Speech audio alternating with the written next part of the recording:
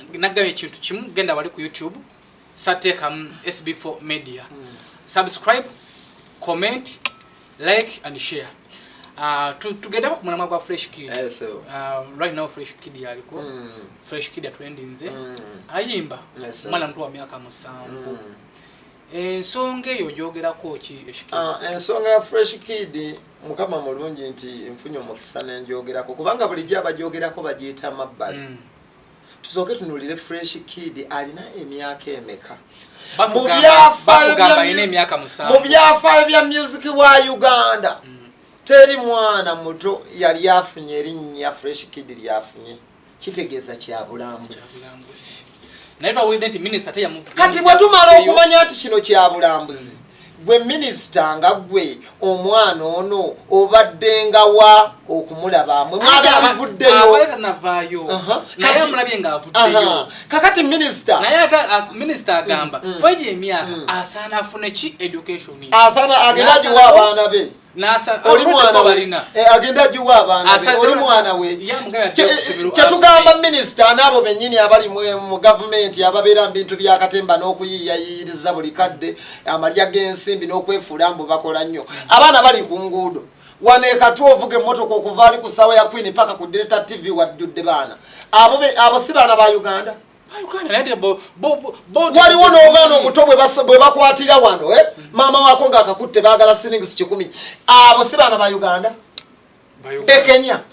lwaki botasooka n'abakwatako kati tufunye Fresh Kid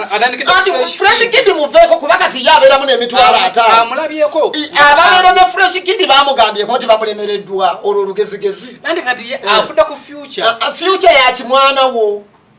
wo tukugamba bwe tuti nti Fresh Kid minister kyeyina okukola tufunye Fresh Kid nti kyabulambuzi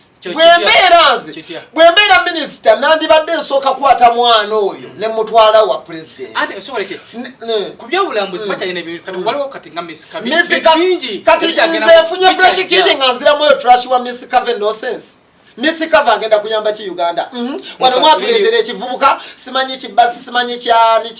kine kyajja kyebikiridde ebigalu bindi wano nga tekyagala na bannamawulire kujjako yinda tiyali Kanye West ndoza mwakirondeyo mu West Africa ne mukiteekateeka k'ebigalu bindi wano ne mulimbalimba abantu yawale president oyogomanyira yawale president nga president atabimanyi president yetabimanyi ebivubuka babimuseti nga buseteze bavuga kino kikino kati president amanye ebyabo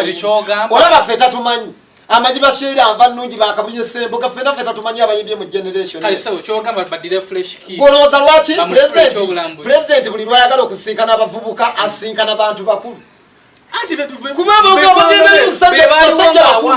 anti basajja bakulu bakuze tuogera ku generation empya SB4 tugamba bwe tuti inti Miss Cave esawa zino mwalete ekisajja kyekyo kikyogambye nga bwaba yali Kanye West lwaki yebalamanga abamawulire anti sere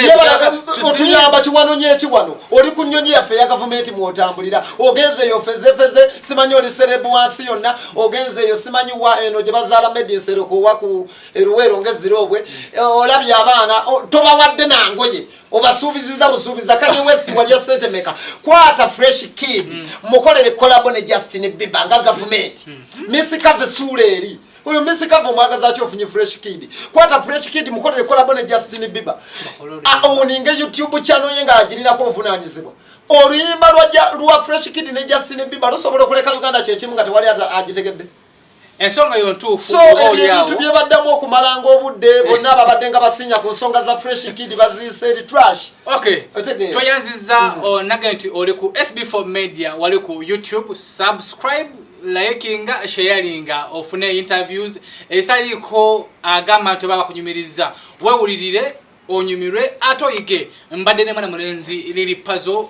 omukulu oba erinnya ly'ettuufu bamuyita Mukasa Yasin MP wa Ekoki atera naye atulambululidde ku nsonga z'omwana mulenzi Fresh Kid mubere bulungi katukomewo ne part 2 tova ku channel eno nagente subscribe likinga sharinga tovako SB4 Media.